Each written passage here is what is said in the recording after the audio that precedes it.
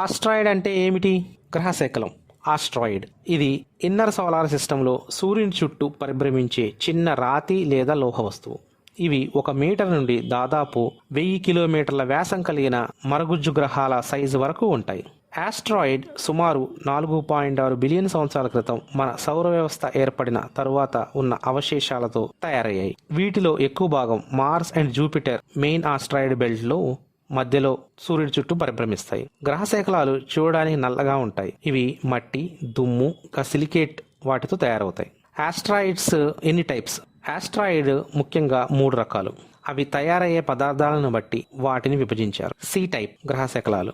ఇవి సర్వసాధారణంగా మన సోలార్ సిస్టంలో ఉన్నాయి. ఇవి మట్టి, సిలికేట్ శకలాలతో తయారు చేయబడ్డాయి. ఇవి ముదురు రంగులో ఉంటాయి. ఎస్ రకాలు.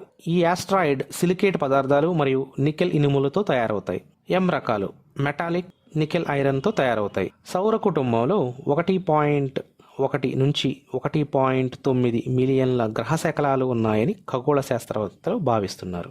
ఆస్ట్రాయిడ్ బెల్ట్లో 1 కిలోమీటర్ వ్యాసం కంటే పెద్దవి 1.9 మిలియన్ల గ్రహశకలాలు అంటే ఆస్ట్రాయిడ్స్ మరియు మెనీ మిలియన్ల చిన్న ఆస్ట్రాయిడ్స్ కలిగి ఉంటాయని అంచనా.